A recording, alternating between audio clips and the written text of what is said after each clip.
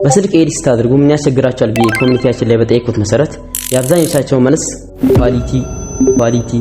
ኳሊቲ ነበር። ለምን ስለ ኳሊቲ ቲክቶክ ቪዲዮ ልሰራላችሁ ቢያስብኩና ለካ የቲክቶክ ቪዲዮ ያጥራል።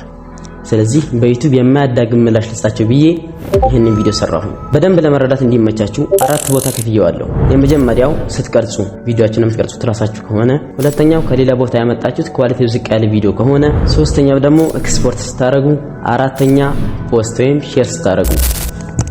ይሄንን ቪዲዮ ማየት አቅቶት በስልክ ኤዲት ያደረኩኝ ኳሊቲ ያስቸገረኝ የሚል ሰው ከሰማውኝ ለማንኛውም ቪዲዮ ሰብስክራይብ፣ ላይክ እና ሼር በማድረግ ጀምሩት። ከዚህ በኋላም ጸድ ቪዲዮችን ይዘን እንመጣለን። አሁን ቀጥታ ወደ ቪዲዮአችን። የመጀመሪያው ስትቀርጹ ነው።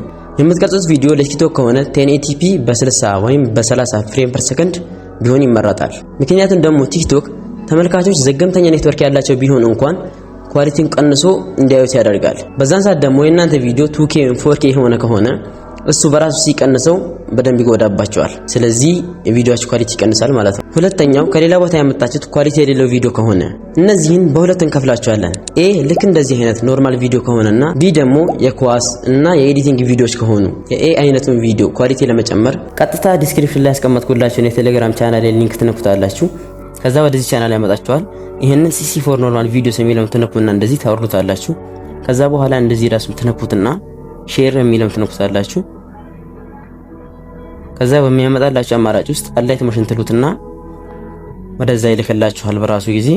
ከዛ ከዚህ ትወጡና አላይት ሞሽናችሁ ትገባላችሁ። ከዛ እዚህ ጋር ፊት ለፊት ይቀመጥላችኋል ማለት ነው። ይሄም ነው።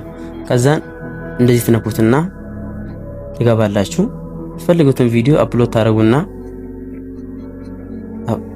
ቪዲዮአችሁን ከነዚህ ከሁለት ሌየሮች በታች ታረጉታላችሁ እንደዚህ ማለት ነው። ደን ይሄውና መጀመሪያ ነው ይሄውና ከዛ ይሄውና። ምናልባት የእናንተ ቪዲዮ ሳቹሬሽን በደንብ ያለው ከሆነ እዚህ ውስጥ ገብታችሁ ሁለተኛው ላይ እንደዚህ ትቀንሱታላችሁ። ከፈለጋችሁ ጨምራላችሁ። ልክ እንደዛውም ደግሞ ላይት በደንብ ያለው ከሆነ ብራይትነስ እንደዚህ መቀነስ ትችላላችሁ። እንደዚህ መጨመርም ትችላላችሁ። እኔ ለኔ ያስፈልገዋል ባልኩት ልክ ነው የሰራሁት። እናንተ እንደፈለጋችሁ አስተካክላችሁ መጠቀም ትችላላችሁ ማለት ነው። የቪ አይነቶቹ ደግሞ ከሆኑ አሁንም የቀድሞ ቻናል ላይ ትገቡና CC4 ኤዲቲንግ ቪዲዮስ የሚለውን ይሄንን ታወርዱታላችሁ። ከዛ በኋላ እንደቀድሙ ሼር ትሉትና ቀጥታ አላይት ሞሽን ላይ ታረጉታላችሁ። ከዛ ትወጡና እንደቀድሙ አላይት ሞሽን ላይ ትገባላችሁ። ይሄውና ፊት ለፊት ላይ ያስቀምጦልኛል።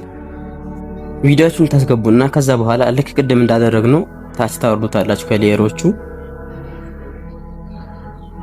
ይሁን ነው። ምናልባት ደግሞ እዚህ ውስጥ የሚያስፈልጉት አይነት ኢፌክት ካለ እዚህ ጋር እያነበባችሁ መርጣችሁ ማጥፋት ትችላላችሁ።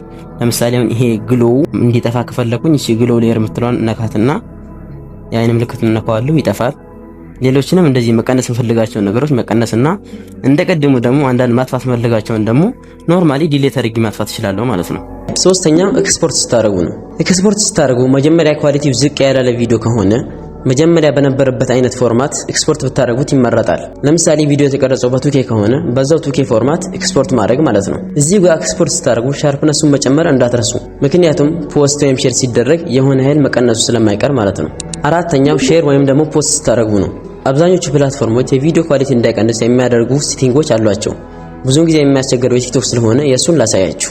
ቪዲዮዎች ምን ልክ እንደዚህ ከመውሰታችሁ ፊት እዚህ ጋር ከደረሳችሁ በኋላ ሞር ኦፕሽን የሚለውን ትገቡና ከዛ ወረድ ብላችሁ እዚህ ጋር አለው ሃይ ኳሊቲ አፕሎድስ የሚለውን ትነኩታላችሁ። እኔ መጀመሪያ ስላበራሁት ነው። እናንተ እንደዚህ ሊሆን ይችላል። አብሩት። የሆነ ሰዓት ሊፈጅ ይችላል። ችግር የለውም። ለክላይንት የምትልኩም ከሆነ ቴሌግራም ላይ ከሆነ ቀጥታ ከምትልኩት አሴፍ ፋይል ወይም ደግሞ ዚፕ አድርጋችሁ ብትልኩት ኳሊቲውን ምንም አይቀንስባችሁ። ከዚህ ቪዲዮ በጣም ብዙ ነገሮችን እንደተማራችሁ አልጠራጠርም። ቀጣይ እንዲሰራላችሁ የምትፈልጉት ነገር ኮሜንት ላይ አስቀምጡልኝ። እስካሁን ሰብስክራይብ እና ላይክ አላደረጋችሁ ሰዎች ግን ከኔ ጋር የግል ችግር አላችሁ ይመስለኛል።